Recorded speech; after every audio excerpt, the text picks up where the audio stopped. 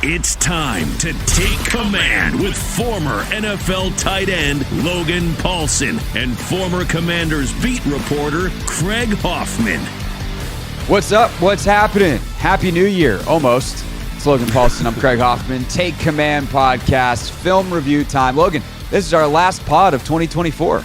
I know, kind of crazy that we've done all these episodes, all these shows, and here we are still plugging away at it. Pretty cool.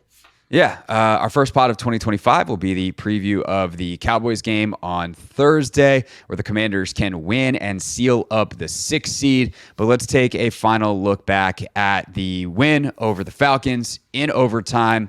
A game where Jayden Daniels set a whole bunch of records. First quarterback since like Michael Vick to do that. Passes C.J. Stroud on the all-time rookie completions list for a single season. Does this, does that. First 100-yard game since RG3 in 2012 by a Washington quarterback, which is only the second in franchise history. And I think, Logan, when I watch this game, there are some drives where I'm just like, well, that's a Jayden drive. And I know that the narrative was like this was an entire Jayden game. And I do think like there's some other really great stuff that the offense does. But there is just some times where there's nothing going. Offensive line misses a block, missed assignment, goes the wrong way. Or sometimes they made some fixes in this game that I thought were really great along the O-line. We'll talk about those a little bit later. But then guys just didn't execute. You get beat one-on-one, and Jayden's got to make something happen. And he just did it time and time and time again. Made the right reads in the critical moments. Sometimes that read was get the hell out of Dodge and run. And, I mean, I think all of the even though there might be more to the game than just him, all the praise that is being heaped upon him, I think is absolutely valid and worthwhile.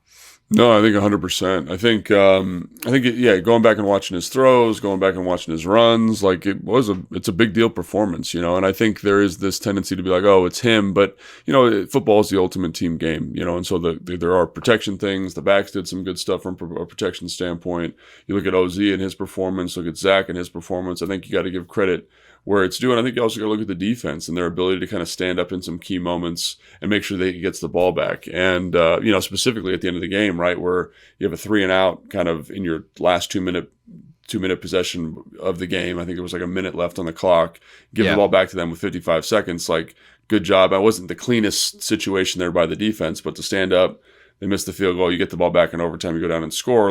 Again, that's 2 weeks in a row, and we talked about this in the postgame show, where the defense kind of gives you a second bite at the apple, and he's able to, to make good on winning the game. So I do think Jayden Daniels deserves a ton of credit, but it's always just important for me just to acknowledge the other contributions from guys on the team and guys winning one-on-ones and doing good stuff for sure. But I think, and we're going to talk about this more in a second, this was upon rewatch, kind of a messy football game, offensively and defensively, and a little bit of that's the crew that's officiating the game. But they got lucky. They put themselves in some good spots, some terrible spots. Got bailed out a couple times, and I'm excited to talk about that in more detail as we go through it.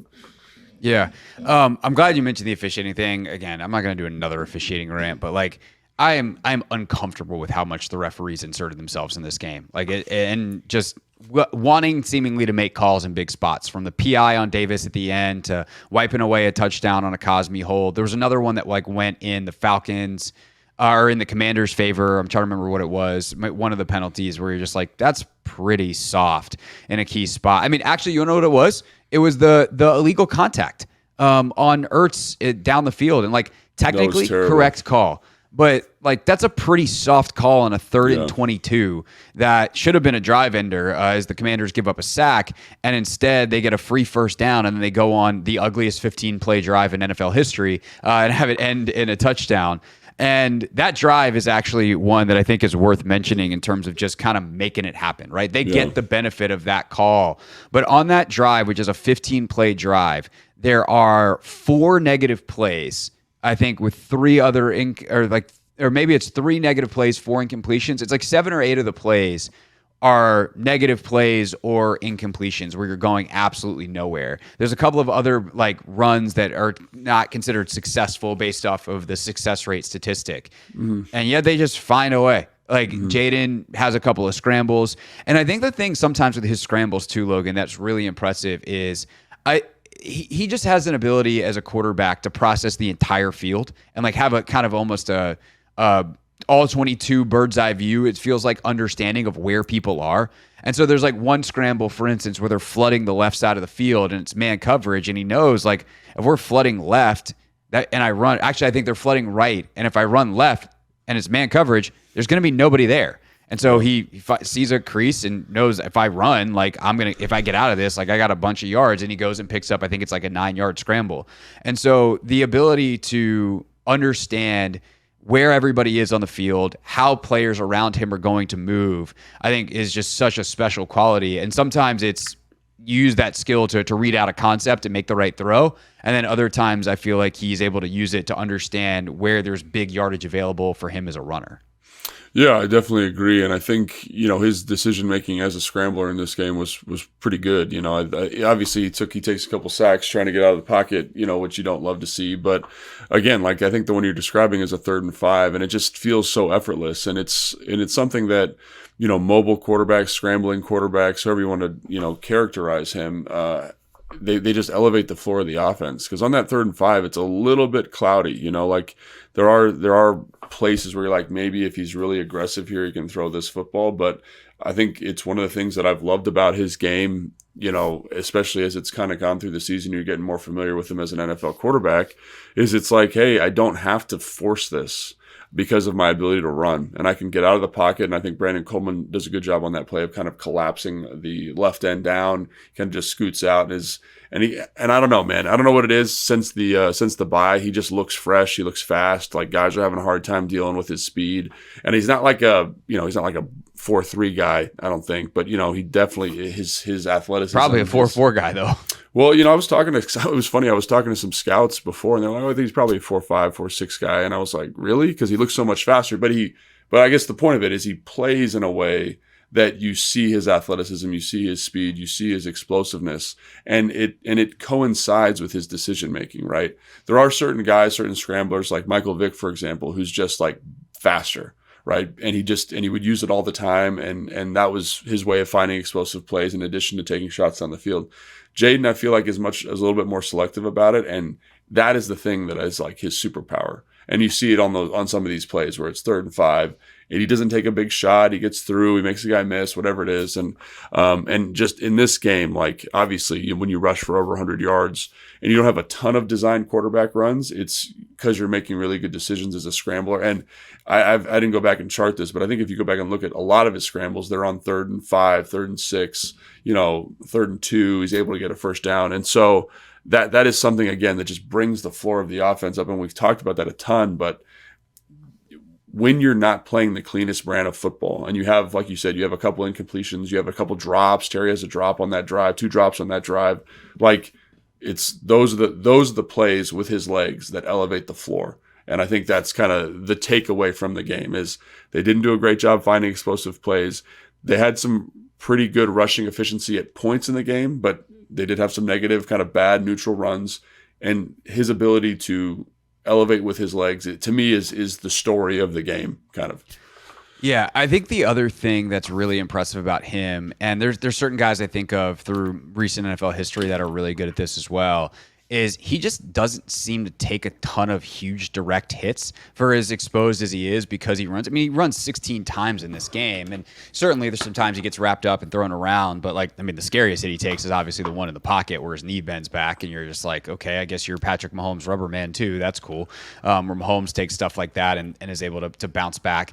But like Russell Wilson was always great at this, and I guess probably still is to an extent. But certainly like prime, younger Russell Wilson, who scrambled a lot more, was always great at just not taking a direct shot. And whether it's you're able to get out of bounds, which he does a couple of times in this one, just that, hop skip on the sideline, or just kind of twisting his body at the last second so a guy glances off of him. And man, I will say this, it came up on a couple of other runs too for the running backs. Like the Atlanta Falcons tackling in the secondary leaves some to be desired. But they would hit Jayden, they'd hit Chris Rodriguez, they'd hit B-Rob, and they just bounce off. And so it's that ability to, and I will say, like, if we're doing a Falcons show, we're probably pretty ticked about the tackling on that front. By the same token, we're doing a Commander show, and I know that Dan Quinn preaches and they practice breaking tackles. I remember talking to Diami about that earlier this year, and I was like, wait, how do you practice breaking tackles? I always just kind of took for granted that that's a skill that some guys have and some guys don't, but like Dan looks at it as a technique. How do I break a tackle? 100%. And they are good at it. And so I think that point is probably worth mentioning as well, is like there's some times in this game where guys have direct shots at him. He's able to twisting it toward his body and either minimize the impact and then maybe even fall forward and pick up a couple extra yards, or just straight up break a tackle and then make a play out either in the open field or kind of in more condensed space, just dive forward safely for a couple extra yards. Yeah, no, I think that's 100% right. And the technique of breaking a tackle is a big thing. And you see him execute it. I think a lot of people say, oh, like just the simplest version is like when imagine you're playing tag with somebody, right? And you try to run away from them and they can just kind of run on the same angle with you and tag you. That's like what a lot of younger, like high school level, Pop Warner level players do. They think I'm fast, I'm just going to run away. But a good tackle breaker, and backs do this too. When you watch, I think this is something Bijan Robinson has evolved over the past couple seasons from his rookie year to this season, is you want to square up the tackler. People say, what? It's like you want to run right at the tackler, and when they stop their feet, then you have the advantage, right? Because they have to break down if they're going to hit you, right? So then I can work half a man. I can work right and left shoulder on the tackler, or I can kind of work a double stick and work to a speed kind of move. And I think when you watch Jayden, he has a pretty good feel for like, hey, we're square. Now I'm breaking leverages. Now I'm kind of forcing you out of a tough spot. And so, again, you see some of that. I think you saw more of that in this game than you've seen over the course of the year. And I think especially on the last drive of the game, the overtime drive, like he just kind of was like a little bit like devil may care in terms of like taking shots and like kind of trying to break tackles. And, Fletch on the broadcast is always like, man, he plays stronger than you would think, his ability to break tackles. But a lot of it is because he is good. He has a good feel for not taking those direct shots off the square setup that we just talked about, and he makes plays, and I think that's cool, and it's good to see him not taking big hits, but also it was also cool, I thought, to see him kind of ramp it up and be like, I'm okay with taking some shots here because this is a playoff game, game's on the line, let's get this thing done, and again to see him understand the difference, I think shows a lot of maturity on his part. Last thing for Jayden before we kind of zoom out to the rest of the offense, and there's a lot of stuff to talk about there as well. We talked about the number of scrambles. Do you think he left, and sacks, frankly, is this stuff that he's leaving on the table as a thrower, or was this just the nature of the game that he actually did, like in terms of efficiency of what was available to him, not necessarily the offense? Obviously, like if you're taking on pressure, the offensive line theoretically should have been able to pick it up. So we can talk about that in a second. But in terms of what was available to him, do we feel like he maximized what was available? Yeah, that's a really good question. One that's kind of unknowable, honestly. And I'm going to give you my take on it. Like there's a couple times where you're watching, 3rd and 5, 2nd and 5, and there's a deep crosser coming across the field. And they ran this concept pretty well. So they get like a shallow cross or a flat, and you get a post kind of clearing something out, and then you get that third, that kind of intermediate crosser coming across the field. And oftentimes I was like, you could probably make this throw, right? You could probably be really aggressive here. Like this is NFL open. I feel like the underneath hook players are kind of attaching to the underneath flat or shallow cross. Like put a little air on this thing and drop this in the bucket. That being said, on all of those times when that player was open, and again, it's a tight window. Like I want to make it very clear. It's not like you're getting a dude running wide open in secondary. It's right. Like they played a lot of man. The defender's in pretty close relationship, and it's like, do I love this? I don't know. Let's scramble. And I think that was the thing that I came out of it, was like his scrambling decisions led to first downs. And ultimately, that's the goal, right? Is to possess the football and stay on the field. So if he's making bad decisions as a scramblers and running into sacks or running for no gain, then we're going to have a conversation like, hey man, you got to sit in there and throw this ball. But if and that's kind of the double-edged sword of having a scrambling quarterback. If that's Tom Brady's throwing that ball, right? But that's Tom Brady's superpower. Jayden Daniels at this point in his career, that's not his superpower just yet. He does some really good stuff. Like I know Jamison Crowder's wide open underneath, but on that throw to Zach Ertz in the end zone, dude, like that is a big time, tight window, red zone NFL throw. Like that is a nice throw. And I understand why he does it, because you kind of see I think it's the safety. They're kind of matching the 2x2. He's like in between for a second. And so I don't hate that he bypasses Jameson to go to Zach on that. Doesn't bother me at all. But it looks also way worse after he makes that throw so decisively that by the time the safety does anything, he's back in Zach's lap. And so Jameson looks extra wide open. But at the time that he makes that decision, it is a much muddier decision. And thus, there is the opportunity to hit Zach for a touchdown. And I don't even know if you can count that as a miss. I mean, the ball goes off Zach's hands. Tough catch, but goes off his hands. I actually count it as like a big time throw, like because the tight window, the proximity of the defender. But my point, bringing that up, is he does do that. He does have the ability to get that done. I think the drop by OZ in the 2-minute drive before the end of the game, like that's a tight window throw over the middle of the field. That's a really nice job. But on the other ones where he kind of chooses to bypass, he's scrambling for first downs and possessing the ball. And on that 15-play drive, like you're staying on the field. And I think ultimately that's what you're looking for. And again, if he was making worse decisions in those moments, I would be more critical of it. But I also think like this is who he is as a player and this is what he's good at. And I'm going to lean into this as a coach. And I think you see Kliff doing that a little bit. Yeah, I think he missed throws accuracy wise more than he missed opportunities in this game. Like there's a couple of those too that you talked about, some of those crossers where you pause the tape and you're like, why isn't this ball out? And you're like, oh, because he's in scramble posture. Yeah. So there's some pressure, and like you said, you'd rather leave a half second early than a half second late, and you go scramble, get the first down. And I think sometimes part of being a great scrambler is being really decisive. But like on that 15-play drive, he misses like a swing pass to Jeremy McNichols. They did run that fake screen to Crowder, and he throws it just a touch behind him. That's a tough one because the window's really tight. But like that's a throw that he has hit at times this year. And Jameson probably could catch that, but again, like he makes it harder than Jayden makes it harder than it needs to for both people. You know what I mean? He kind of has like this weird back shoulder, and Yeah, so there's a couple of throws like that where you're just like, oh, that's weird. I mean, the pick, that's a hell of a defensive play. That's a great design.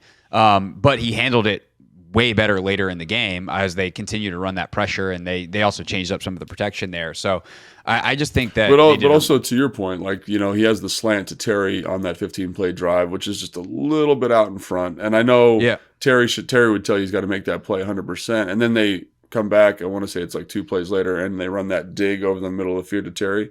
And great job by Jayden getting where you're supposed to go, but that ball is a little bit far out in front. And, Bram brought this up because, Terry had like limited practice this in the week because of the ankle or whatever. And maybe they're just the timing's a little bit off. But yeah, like there's 2 examples where we're just not quite on the same page with Terry and we don't get completions there. So is that an accuracy thing? Is that a thing with Terry? I don't know. But I do think the Jameson one's a really good example too of like, hey, like this is one you've made. We just kind of missed it. And over the course of the last couple of weeks, he has those throws. But again, every quarterback, when you watch them, has misses. It just depends on the frequency and whether you can live with the variance of their incompletion percentage. Yeah, and also, how do you make up for it? And you do things like you do on the Ertz 37-yarder where he creates something out of nothing, and then Zach rumbles down the field for the big gain. But like that should be a sack, and it's not. And so I think overall, his ability to create, and also, as we're going to talk about now, like the options Kliff has as a play caller because of his mobility to get you out of some ruts, I think are pretty major as well. Yeah, I mean, and then the 4th down decision making too. I think that's the other thing. Is obviously there's the 4th and 2 where they kind of have that design boot rollout, which is to my eye, it's not personnel wise the same play as the New Orleans game. Remember how they called that play down the red zone, but from a execution, like you probably call that play the same thing. You just have different people in, and great job by Bryson Tremaine sealing that edge off. But like, you see like how you execute the correct technique, you get a first down. Then there's the 4th and 5 where McNichols makes sure he chips out on the right guy. Everyone clears out, gets the ball where it's got to go. Because again, like tight windows in the back end there because of how they're playing that coverage wise. So, and again, he's not he's not scrambling in that situation, but just making good decisions, kind of to your point, like as a scrambler, when to throw, what can I get away with, and a great execution by McNichols on that play specifically to kind of figure it out. Then there's the one in the red zone where they score the touchdown to OZ, which is also a 4th and 2, I want to say. Yep. And again, like great call because you're getting your guy on the perimeter as a runner, but you give him opportunities to throw football. And talk about just a tremendous throw. Like, oh my God, I'm glad you brought that up. That point, that throw is ridiculous. He's rolling to his left and sidearm like contorts his body. I don't know how he makes that throw. Yeah, the ability to just generate enough torque in your upper body while you're running, like you're sprinting to your left, and kind of get that whip of the wrist. Like it was really impressive that the ball got there, even, because I was standing. Obviously you watch the L22, but I was standing right behind, like in the end zone basically. And I was like, there's no way he's going to be able to get this ball here because he's too far ahead of the receiver. He's in bad relationship. And so great job by He's got to throw around a guy. Yeah. Like that's the other part is like that ball's got to be sidearmed, not just because of kind of his body position, but like he's got to get that back to the receiver. Like you said, he's too far ahead and there's a guy right in front of him. So he's got to throw it like back to his right running left. It is a sick throw.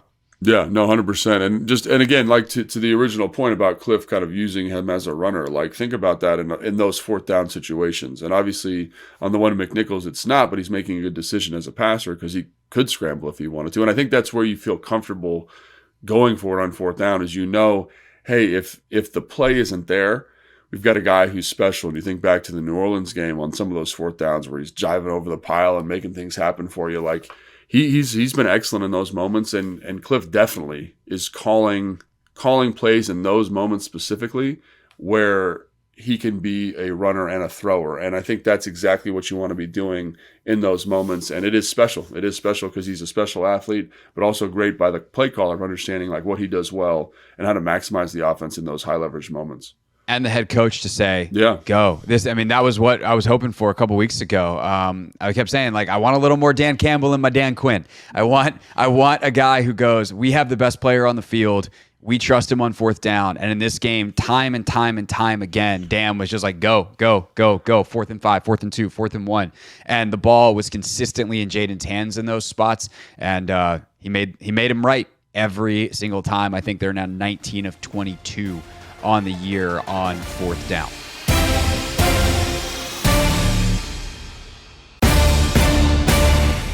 Take command. Logan Paulson there, Craig Hoffman here. Logan, let's talk about the offensive line. And let's start with the run game, and then we'll circle back to some of the pass protection and how those two things interplay. But I said last week, I was like, I wonder if they just run a lot more straightforward stuff this week. Let's kill some of the pullers. Like if the whole goal is to fire off the ball and get going, maybe they'll just run a bunch of inside zone or duo and see if they can fire off the ball. Well, they tried, and in the first half, it didn't go so great. And then they found some things in the second half.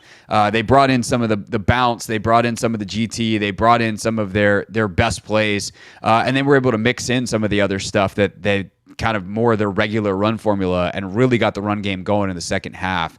What did you see from kind of the supporting plan, if you will? We just talked so much about Jayden, but the supporting plan is specifically the run game in this game. Yeah, I think when you look at kind of their most effective runs, and it kind of falls in the vein of the season. And so what I'm going to say is that, like, obviously the zone read was really effective. There's an explosive run where Jayden keeps it, and there's an explosive run after that where he hands it off to B-Rob. I think it's like a 12-yard gain, something like that. So obviously that's a big part of the offense. And the problem with zone read is you're going to have some kind of neutral or not good runs, but it does give you this opportunity for explosive plays. And obviously the zone read, for people who don't know, is like when Jayden is reading the defensive end, and the defensive end stays, he hands it to the running back. If the defensive end collapses, he pulls it. And I will say he made Matthew Judon look kind of not great on one of those plays, like that was a tough look for him. And then I think the other thing that popped out is when they were able to get Atlanta in their 4-down spacing, they ran what I would call like influence trap. Some people call it straight trap. So basically like the 3 technique is, imagine you've got your offensive line. There's a guy over the guard, right? He's the 3 technique. He's going to shoot up the field. Think you're Grady Jarrett's, right? Really big penetrator. You're going to just pull and trap that guy and knock him out of his gap And the way they ran it is they would pull two guys basically. And I know you're not technically pulling the center, but it basically feels like you're pulling two players. The linebackers play across. It lets you, on the people releasing to the second level, get there. And they ran that play twice with really excellent success. And and it's a play that they haven't run a ton of. And so it was really good to see them again. B-Rob hits an explosive on it, I want to say, in the second quarter. And he also hits an explosive on it in the third quarter. And they tried to run it with Chris Rodriguez on that. I think it was the first down in the red zone where he has a 4-yard run and breaks like 12 tackles. He breaks 4 tackles. But that's the best 4-yard run I've ever seen, quite honestly. That was crazy. It was tremendous. But they ran it with some like kind of middling success. They had 2 really explosive plays and then 2 plays that were just okay. And then they ran like a wham, like where they kind of bring the tight end back across and were able to. So in terms of stuff that they normally run, like they didn't really run a lot of GT. They ran 1 bounce. It was for the touchdown to Chris Rodriguez. And that gets a little bit dicey because Bates gives up penetration, but great job by Cosme kind of fighting through the foot traffic, makes a great block on the safety.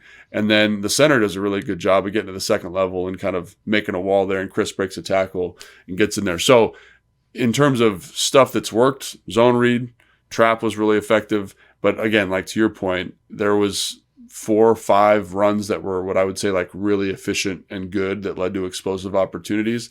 And the other stuff was a little bit kind of middling. And I think that's one of the reasons you see a lot of quarterback runs down in the low red from Kliff, because you don't have a ton of confidence in the consistency of it, right? Like I think when you compare it or juxtapose it to the Atlanta rushing attack, think about how efficient that thing was in the first half, right? Where there's lanes, there's creases, they're running they ran a little bit of duo, which we'll talk about here in a second, but there was a confidence that you could just kind of call whatever and they were going to make it work. And while there was some efficiency to the rushing attack, I didn't feel the down to down consistency like you're talking about. There's a bunch of plays where they're trying to run a duo or trying to run like a tight zone wanda where you're getting those tight double teams and Grady Jarrett splits it and blows it up in the backfield for a 0-yard gain. And great job by Grady, like in terms of his ability to split double teams and sit a knee and make plays. But I think that's how I would characterize the rushing attack. Some stuff was really hyper efficient, but there was other things that just didn't look super sharp. Yeah. I think their best drive of the game, running wise, was their first drive of the fourth quarter. And it is the drive that ends on the Cosme hold, what should have been the OZ game sealing touchdown with 4:43 to go.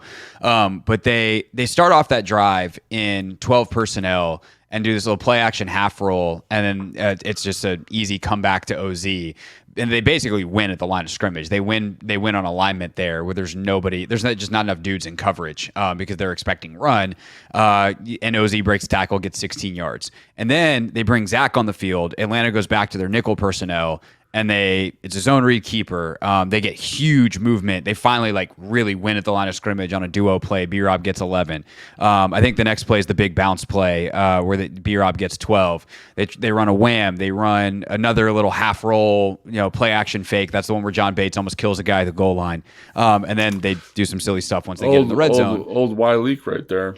Yeah, one of my favorites. Love the Y leak. Love the setup there too. But yeah, go ahead. Yeah, and so they got it going there, but I think outside of that drive, it's a lot of hit or miss on the runs, and I think there's a couple missed assignments. I remember one play where Coleman goes the wrong way, or no, sorry, not Coleman. Trent Scott goes the wrong way, and you're like, ugh, because it's blocked up really well otherwise. But I think by and large, they just didn't get the movement up front early in this game. And for a team that was really talking about, we want to fire off the ball, we want to move people, we want to be physical, I'm curious how you saw that element. Because just because you try hard doesn't mean you're going to get results. It's the NFL. The other guys are paid too.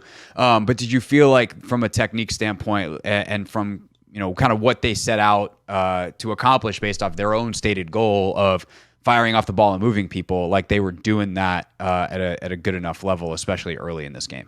I think it was better. I think it was better than what you saw versus Philly and what you saw versus New Orleans. I do think you're running into some issues from a talent standpoint, you know what I mean? And so for example, some of the best run games that I've been a part of, obviously, as a player, the coaches really understand like what you're good at and like where you're weak, you know. And I think as the season's going on, you're seeing this team and this coaching staff have to understand that a little bit more. Like we're not, at least to my eye, like I think these guys are really good football players. I enjoy watching them. I enjoy how they play, the energy, the effort, the attitude that they play with.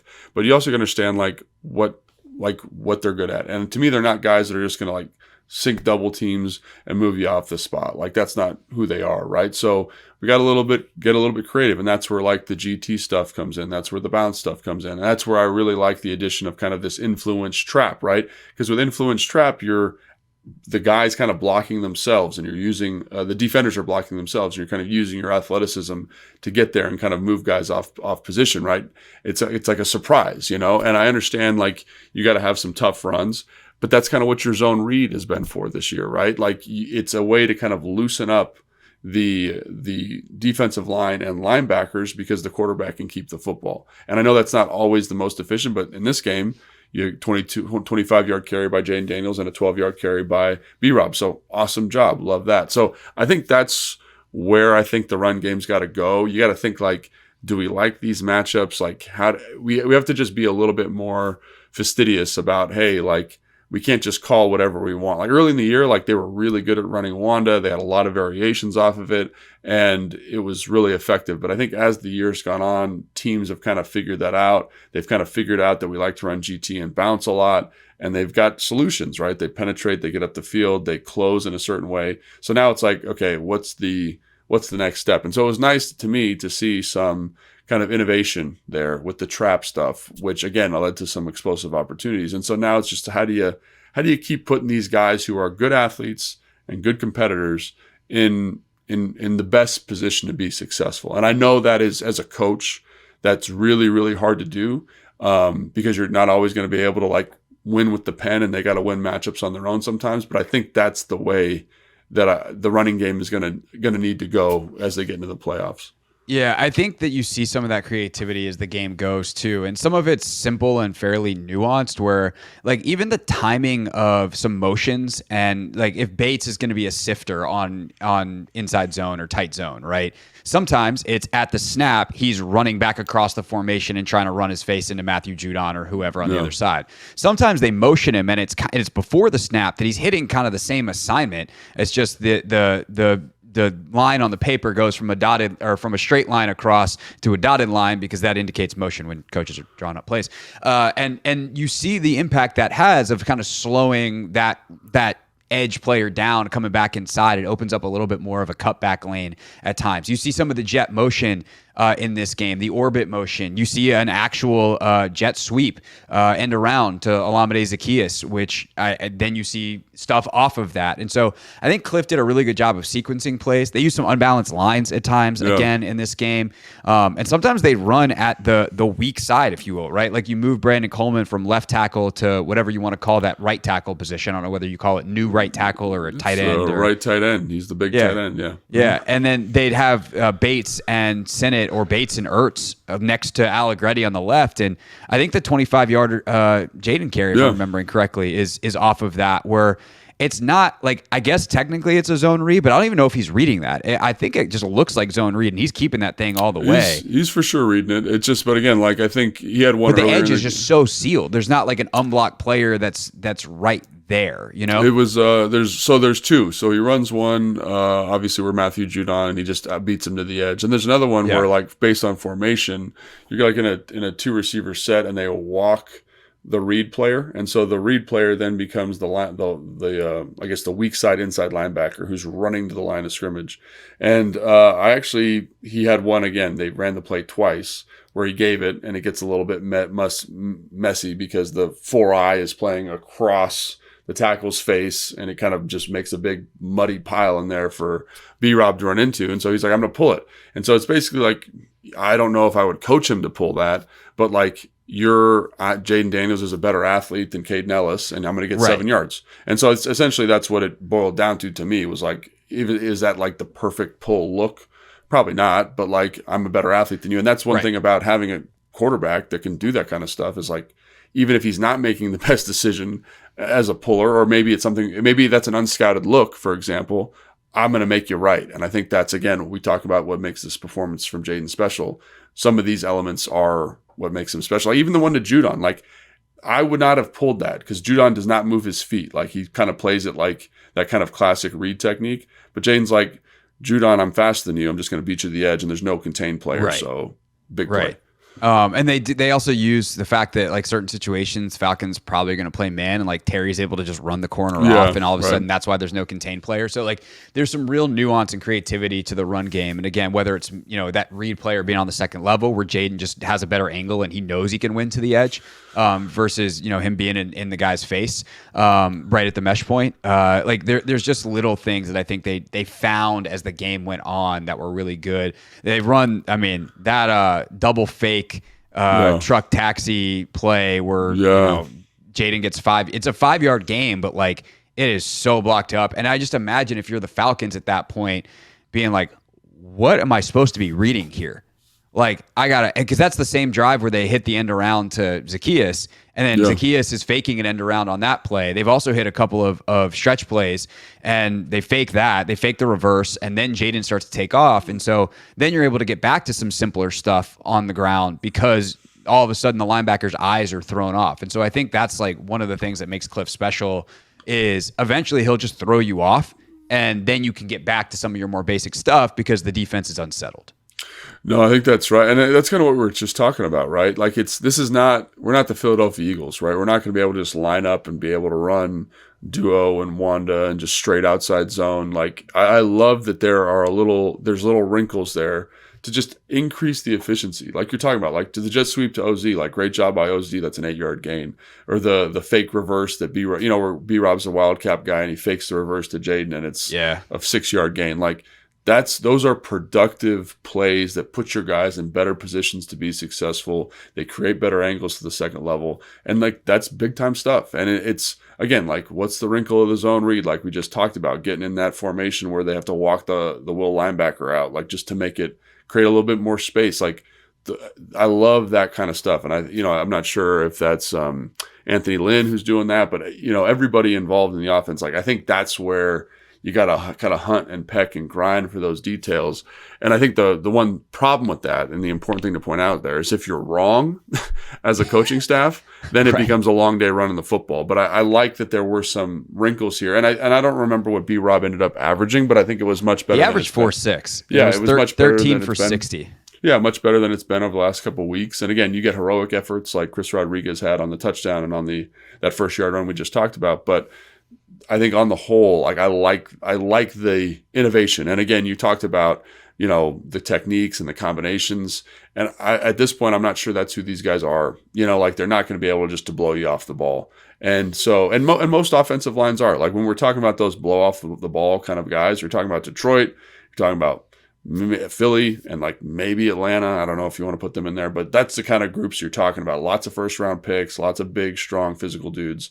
And so I like that we're being innovative. We're finding some new stuff to do, and hopefully they can keep that going, on a long playoff run, which would be great. So, yeah. I will say if they got to get Biotish back, getting Wiley or Lucas back in there is going to be very helpful as well, from both the communication and just like let's get better movement. Let's get to the second level quicker. Just getting things targeted. I'm not trying to be mean to Michael Dieter, but like Tyler Biotish is a significantly better player. And Dieter, I think that's the other thing is being a backup player is hard. Like I was a backup player for a big chunk of my career. It's hard to come in and execute at a super high level. And there's a reason you're a backup player. Like it's harder to win one-on-ones. It's harder to win in pass pro. And like if you were better, you don't get the reps during the week. It's all that stuff. And so like if I was a better player, I'd be the starter, right? Like that's kind of how it works out. You know what I'm saying? So like, and again, this is not a knock on Dieter, but there is a significant drop off in the pre-snap penalties for whatever reason when he comes in, and also with some of the one-on-one stuff. And he had some really, we're going to be critical of him, but we're also going to give him a compliment. Like great block on the touchdown. It was a third down run to B-Rob, I want to say, where B-Rob had like an 8-yard gain, where he does a great job reaching the 2Y, like really tough block. So he did some really good things, but again, there's just a little bit of a drop off because Biotish, I think right now, is like probably a top 5 center in the NFL, at least the way he's played this year. So anytime you're losing a player of that caliber, it's going to be a significant drop off. So again, Dieter did some really good stuff where I was like, man, like in my notes, like great job, Dieter, like awesome. But also there's some stuff where you lose quick on a one-on-one in a pass pro situation, and Jayden's got to vacate a pocket. So there's a little give and take. But overall, like you're saying, if the O-line can get healthy, like that's always a huge issue. Because say what you want about Wiley as a pass protector, and like, is he a top 10 tackle in the NFL? No, but he's pretty damn good in the run game because he's fast. He can get guys cut off. He can get to combinations at the second level well. And you do feel his presence or his absence in the run game with these guys, especially because he's got really good chemistry with Cosme. Right. And so like there's all I think that. You see that in this game too. There's a bunch of like stunts and twists and TEs and this and that. And they did not pick a lot of those up as well as they would if all the regular 5 starters were playing, which is why those guys are starters. Chris Rodriguez also, I cannot believe his stats are 5 for 16. That is the best 5 for 16 running back performance I've ever seen in my life. Yeah.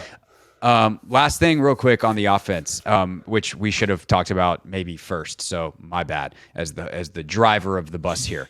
But the lack of explosive, not just plays, but the lack of explosive opportunities in this game, in the passing game. They're just, sometimes you watch the tape back and you're like, yeah, it's because they didn't throw and missed 7 deep shots in the game. Yeah. And that was not the case watching this tape. They obviously missed the one that they actually attempt to Terry, but like Jayden's spray chart, you don't have to zoom out very far to see all the throws in this one. And it wasn't, I think there was a lot of quick game called. What do you make of the game plan, why that was? I mean, we knew it'd be tough because they don't have any vertical speed outside of Terry. Diami's out in this game, and Noah Brown is out. But to not even really feel like they're trying it, one, is that accurate? And two, what do you make of it? I think that's a really good question. I do think there are some shots down the field, like we talked about those like intermediate crossers, like those can be explosive plays, kind of chunk plays down the field. There's a couple digs, right? The one that they missed to Terry. There's the one that Ozzy, by his own admission said he dropped. Like those plays are explosive plays, but in terms of like shot plays, I don't see a lot of them. And again, like that is something that I'm a little concerned about, is like, how do you find explosive plays given the skill set that you have at receiver at the moment? And, obviously AJ Terrell did a great job with Terry. Like he just matched up and really, negated Terry's impact on this game. So, how do you find those? And I don't think it's surprising that on their touchdown drives, they do find explosive plays. Now, one comes on a busted coverage where Zach, rumbles for whatever is it, 40 yards and 37. Then the other one is Jayden keeping it for 25 yards on his own read. So there are other ways they're getting to explosive plays, but as you play better teams, as you kind of make this push into the playoffs, like how do you find those ops? And again, I like the call to John Bates in the low red on the leak, where like that's kind of a manufactured explosive, which is great, but that's something that I find a little concerning. And while I'm concerned about that, I also think Jayden scrambling, the design quarterback runs, and the quick game also raise the floor of this offense significantly. So it's not quite as important because they're super, super hyper efficient at that stuff. But it's something to keep an eye on definitely moving forward. If they can just not commit penalties, they can actually play this way. Yeah. Which is surprising, which is like crazy because it's like not many teams can do this. Right. And that's the thing, is how often have we talked about for the Commanders defense, just don't break and the other team will mess it up. And that is typical in the NFL. This team can actually play pretty clean football, in part because Jayden will extend the drive once or twice with his legs, either by extending a play and finding a dump off, or actually just running for the first down himself.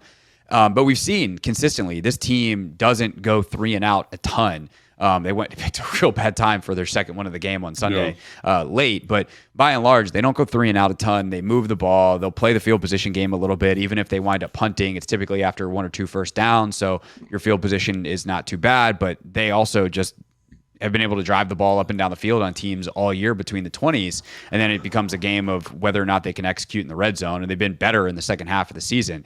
But they literally attempted 1 pass over 20 yards in this game, and it was the deep shot to Terry that he misses. It's the same. It's a slot fade. It's the same ball that he hits Well, I guess technically it's not the same exact play because last time they didn't actually line anybody outside of Terry in the Philly game. But it's basically the same route from the same spot. It's just there's I think Jameson's lined up outside him this time.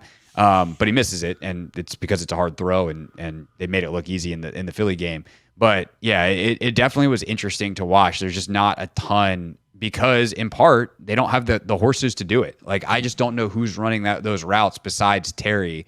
And I also think the last thing we should talk about is like Terry only one catch, 5 yards in the game, and I don't necessarily, after watching it back, feel like he was super ignored or they didn't try to get him the ball.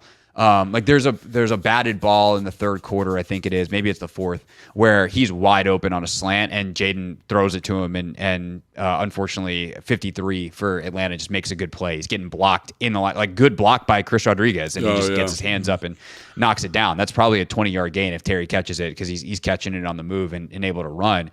But Terrell did a good job. They tried to get him the ball in a couple other times and they're incompletions. So this wasn't a game where like Terry was super ignored. Like there wasn't a concerted effort at times to get him the ball. It just didn't work out. And for as great as Terry is, especially if he's a little bit banged up, that's going to happen. Yeah, no, I think there were times where I was watching him run routes, like in cuts and things where he's usually pretty excellent at it and just looked like, 87, 89%, not quite 100%. And I think when you're going up against a guy like AJ Terrell, who again, his movement skills in the secondary are really impressive. And I know he's had kind of some inconsistencies over the course of his career, but he was impressive in this game in terms of his ability to cover and stay in good phase. And that's going to be challenging. And so hopefully Terry gets healthy because, again, he's been a big part of the explosive elements of this offense. But I do feel like they're definitely, maybe it was 5%, but there was a 5% difference. And sometimes that's all it takes to not be as effective. So something to keep an eye on definitely moving forward.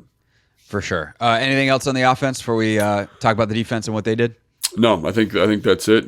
Great day by Jayden Daniels and obviously OZ. I mean, like his ability to. I think that's the other thing too with OZ. Some of the quick game stuff, some of his strength as a runner really showed up. Taking a 6-yard gain, making it 10. They talk about the jet sweep and his ability to kind of break a tackle and fall forward for 10 on that. Like that, lots of hidden yards there just from his ability as a runner to kind of elevate some of that lower leverage quarterback stuff with the quick game and make it not explosive plays, but 10, 12-yard chunk.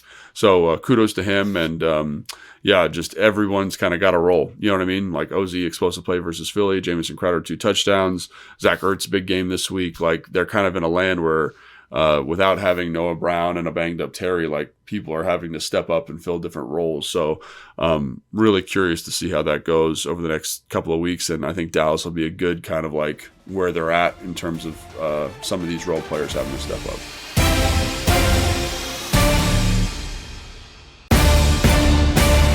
Take Command Podcast. Craig Hoffman here, Logan Paulson there. And for the second straight week, Logan, the Commanders' run defense in the first half, very different than the Commanders' run defense in the second half. In the first half, Bijan Robinson, a big day. In the second half, they make a couple of key changes. We talked about it on the postgame show, and that seems to change the game. After watching it back, though, how much was the change the Commanders made versus maybe some other things that they did from an execution standpoint or from some decisions the Falcons made that changed the course of this game? Yeah, I mean, this is going to sound lame, but it really comes down to run fits in the first half. Like, even on the first play of the game, they run a really beautiful kind of linebacker defensive end exchange. So Armstrong is moving from kind of your traditional 5 technique. He kind of stunts to a 3, kind of attacking that B gap.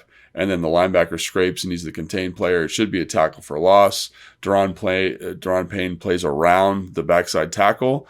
Who's doing a good job on the cutoff, and there's a little crease there, and Bijan Robinson runs for, 8 yards, 9 yards on that first play of the game. 7-yarder, that should have been a -2. And we talked about how Robinson was having an all-time missed tackle season, and that his first missed tackle of the game would be his 100th forced on the year, and he wasted literally no time getting that done. Yeah, 100%. And so on that one, it's like, good call, pretty good execution.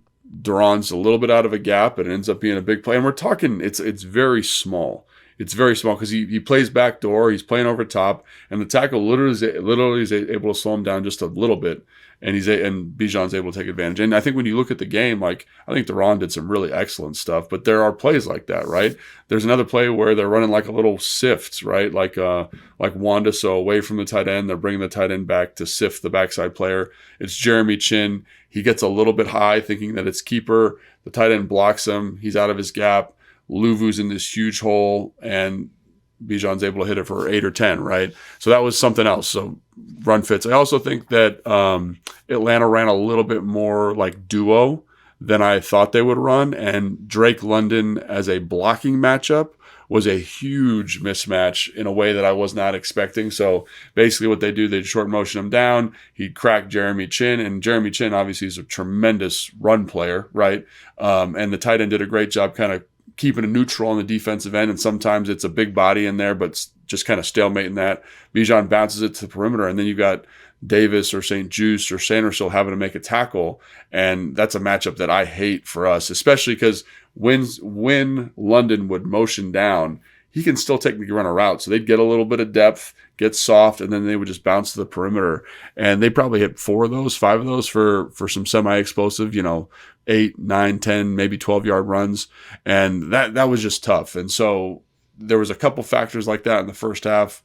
Run fits, kind of getting some stuff that they don't run a lot of, like the duo is like an inside run. We were expecting, or at least I was expecting a lot more perimeter runs. So the fits, kind of the schematic differences, and then kind of transitioning to the second half, I do think that the coaches did a good job of making some corrections, but I also think that for whatever reason, Atlanta just didn't call as many runs, and they kind of threw the ball when I would kind of push back and say we should still be trying to run the football here on first down. So I think there was a schematic element that changed in the second half. They were much more consistent with their run fits, but also Atlanta kind of was like, hey, we're maybe feeling the pressure of not having possessed the ball at all in the third quarter. And you'd have to ask them if that's what they were feeling or not.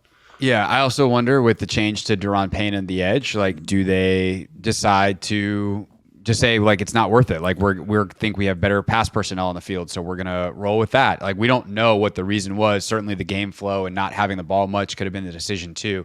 But I think as you explain that, I'm thinking back to what I watched, and talk about the run fit change. I feel like in the first half, the edges were like, we have to get upfield. We have to set this edge. Yeah. And they would then over pursue. And whether it was Duran or Jalen Holmes, and again, the sample size is small, but those were the two guys that mainly were on the edges in the second half. They much more were like, I'm not going to try to penetrate past the guy blocking me. I'm just going to try to move him up and give Bijan nowhere to go. And that really was able to stifle down the run game. And, the first 2 carries of the second half, it's a 1st and 10 that goes nowhere. And then they pass.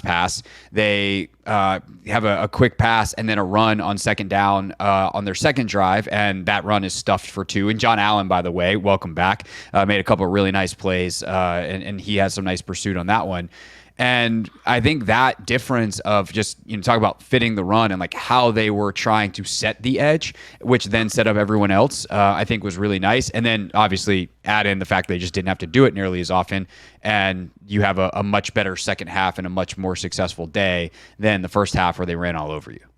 No, 100%. And I also think that there was some stuff that popped up in the first half where they're kind of, where they're using kind of motions to kind of, and the footwork, just real quick, like some of the ways that like Penix would reverse pivot or fake it here, like there's some little window dressing on their stuff that would slide the linebackers one way and just create the angles that they were looking for. Yeah, 100%. And that's again what that offense, Kyle Shanahan, Sean McVay, Matt LaFleur, Mike McDaniel's offense is so great at, is they're great at maximizing leverages for the offensive line. And there was a couple where they're running Wanda to a kind of like a cluster. There's 2 receivers over there. They motion the receiver out.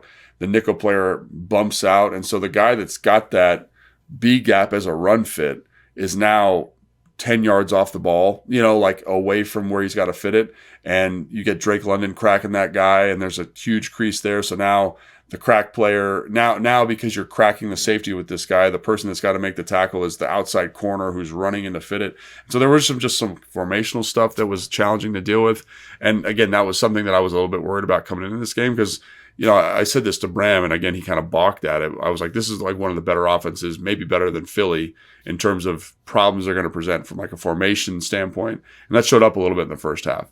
And obviously in the second half, you make some corrections, you bring in some bigger personnel.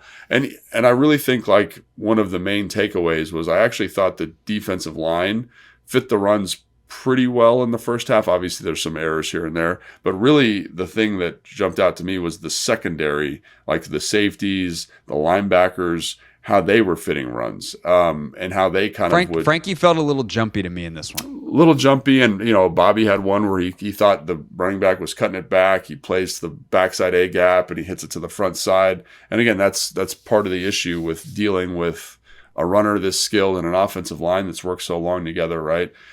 So there was a lot of that stuff in the first half. And then in the second half, like the run volume's way down. And like the first play that I'm thinking of is Michael Davis absolutely stones Drake London on outside zone to him. There's nowhere for the back to go. He can't stretch it. He's got to cut it back, and everybody's in there, and they make a nice tackle. So I think there was an improvement in the secondary fits in the second half of the game. And I also felt like for whatever reason, Atlanta kind of got away from what they did well in the first half. And I think so. It's kind of it's a combination of things, right? It's you make a personnel change. You're playing a little bit more straight cover 3 or more aggressive quarters in the second half where that run fit player's coming down and everyone's got a gap. It's a little bit simpler. I also felt like they got away from some of their formational stuff and some of their motion stuff that made them so effective in the first half. So I think it was kind of both those things contributing to a more effective defensive performance in the second half of this ball game. Yeah, I'm definitely surprised at how they changed it up, because obviously Atlanta, the most they're down is 24-17. So it's not like they're down in any significant way in this game from a score standpoint that they couldn't continue to run the football. And I think if you're Washington, you're putting some of that heavier personnel, you're doing some of those things and being like, look, if this rookie quarterback is going to beat us, then okay, he's going to beat us. And Michael Penix misses some throws, obviously, in this game. Yeah.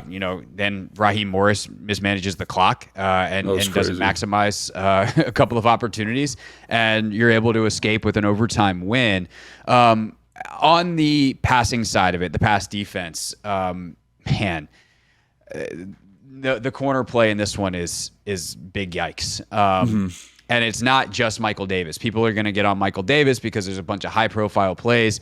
But Mike Sanders still had a really, really bad day as well at the office. And some of this is really good, smart design and some cool stuff by Atlanta that makes their jobs really, really difficult. Their use of Robinson as a receiver, and if Kyle Pitts and splitting him out, you get some one-on-ones, but Jeremy Chin actually does a pretty good job holding his own on Pitts on the outside, where he's basically playing outside corner on Kyle Pitts. But there's also one of the, I think, 3rd and longs or 4th and longs later in the game where they split Pitts out and then put London in the slot. Well, because Michael Davis is the outermost guy on that side, he's basically playing slot corner because he's over Drake London, because they're playing man-to-man and there's a safety on Pitts on the outside, and that puts in a very key situation Drake London with a two-way go on Michael Davis. That's a huge advantage for the Atlanta Falcons by alignment alone, and they hit a deep out and get the first down. So there's things like that Atlanta does that I think are really smart and really good, but also, there's some Sanders still on the technique side. There's some stuff where you're just like, what are you doing? He just does not seem locked into, being able to react. It feels, I don't want to say lazy, because obviously, he's playing out there professional football. Mike Sanders still is competitive as hell. It's not lazy, but it's just it's undetailed. And I think that Atlanta took advantage of that in a major way. And hopefully he can bounce back and have a good one. But this is, I think, ultimately a reminder that this was not the plan for Mike Sanders still. Getting Marshawn Lattimore back is enormous. And I also, I'll take the comments bullets on this one, but I would play Benjamin St-Juste over Michael Davis next game, because I think the ceiling is higher. And if Ben can just play with confidence, I actually thought he played pretty well in his very limited snaps in this game, then you're getting a better product than what you get with Michael Davis. It's not going to be all pro. It's not going to be Pro Bowl. It may not even be great, but it's going to, I think, be better than what you saw in this one. Yeah, no, I think that's right. And I think you got to give credit to Drake London, and he's a special football player, and you see that. You see that in his physicality in the run game. You see that in some of the stuff he does, and how he kind of subtly stems and uses sticks and stuff, indicators to beat and break leverage. But also, I think one of the things I was concerned about coming in, like in the same way that there's multi-formations and multiple personnel groupings you're dealing with as a coverage group, you're also dealing as a run-stopping group. You're dealing with those same things as a coverage group too, and it does kind of slow you down. You're kind of like, what is my rule? Who's my fit? Like who's my responsibility? And again, they played a lot of man, but understanding like how you're going to pass stuff up and where your help is when you're seeing multiple formations, I do think kind of can make things challenging. And they did make a lot of plays in the second half. Like I thought there was a couple really nice reps of two-man where they're able to get sacks and guys are playing good leverage underneath and the rush is able to get home and it just works out in a really nice way. But obviously there are mistakes, and there's a couple where, you're in one-on-one situation with Drake London because of the formation and you're able to hit a big out or hit a comeback and you're losing leverage, all those different things. And again, like it was something that leading up to the game I was a little bit worried about because it's different. It's more diverse than anything they've seen over the past couple of weeks. And that's one of the benefits of this style of offense is it's constantly checking your rules. It's constantly finding better matchups and putting guys in positions where they're not used to being in. But overall, they were able to get the win, and it's an interesting conversation because like Quan Martin, for example, loses Bijan Robinson on that slant and go. There's a couple other ones where guys are running open down the field, like the corner versus zero that Michael Penix misses to Drake London. You're kind of like, oh, like there were opportunities, but this is the deal when you play quarterbacks that are not top shelf guys.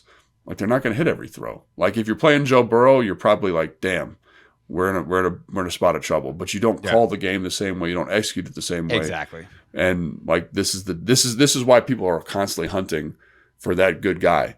Because if you have Tom Brady on the Atlanta Falcons, they win this game. But no, he's not coming out of retirement for the Atlanta Falcons. You know what I'm saying? Like so, like even though there were some opportunities and some kind of, like you said, some leverage things, some assignment things.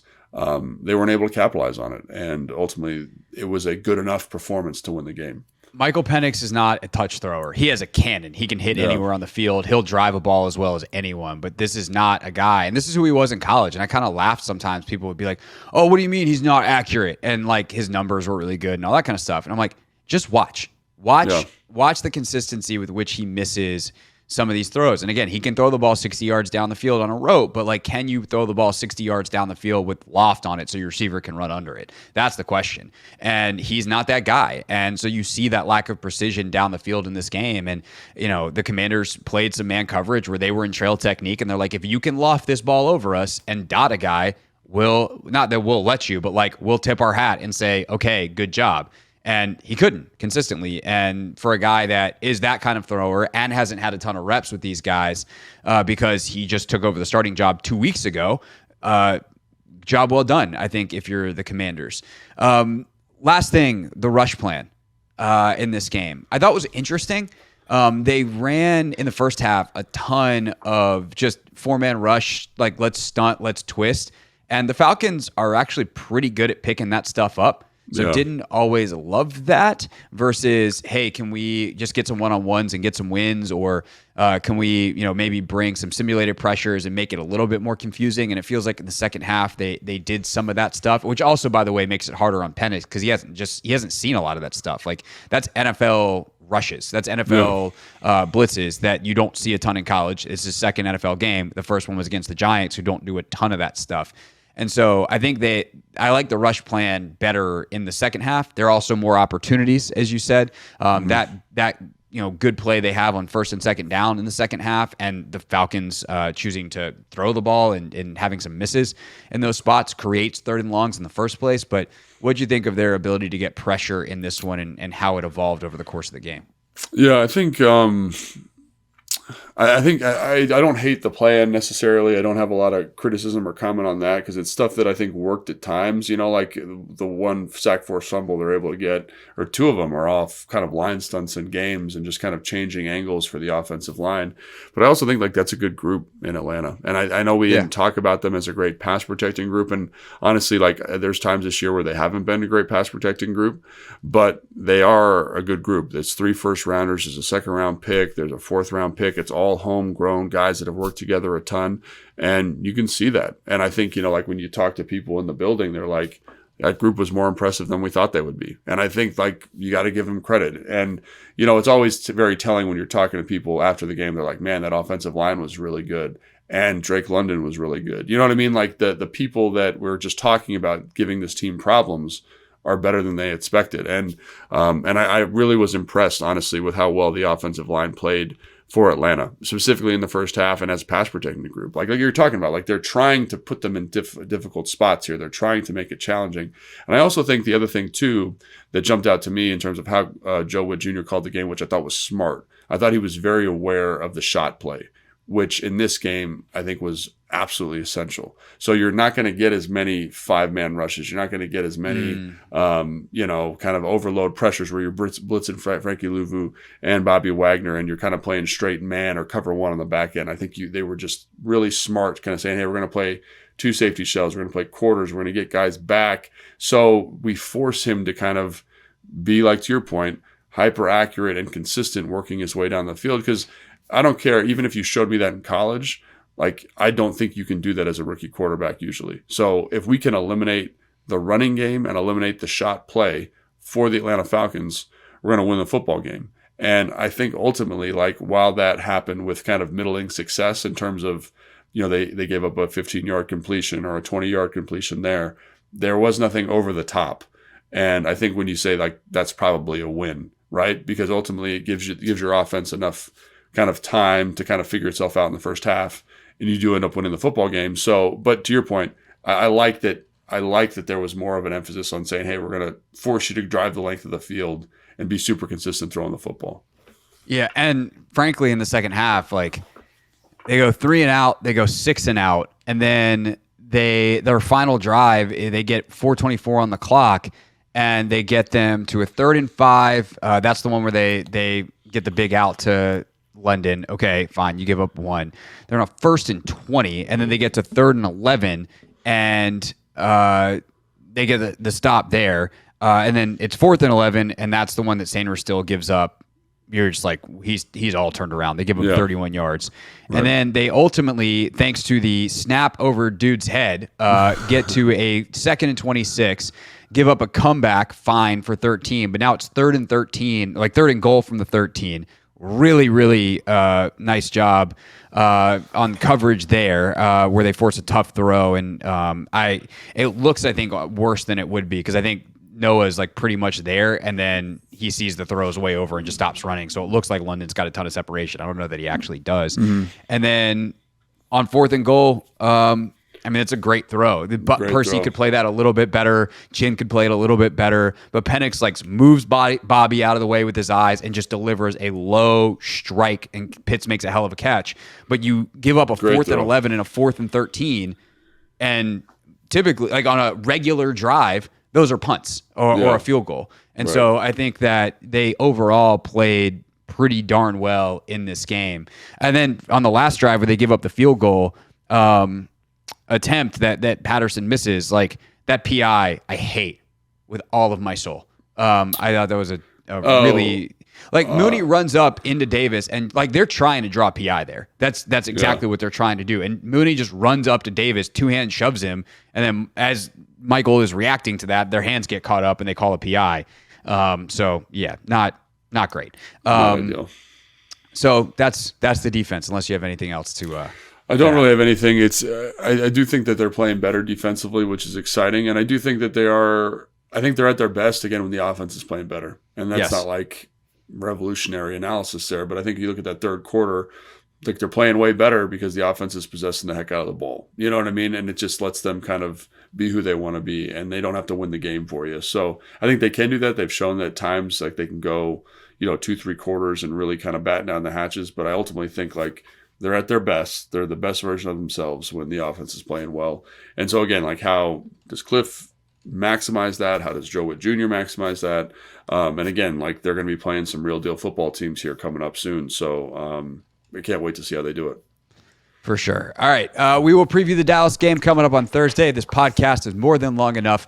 So we are done for today. If there's anything else that you have questions about, though, leave a comment and perhaps we'll talk about it on Thursday's pod, as we obviously already talked about the Cowboys once this season. Might have a little extra room to answer some questions. For Logan, I'm Craig. We will see you Thursday on Take Command. Thanks for watching this clip of Take Command, which has a brand new home. That's right. You can watch on YouTube at the Team 980. You can also listen to full episodes in the free Odyssey app, which is now enabled with Apple CarPlay. So we'll just, follow you around.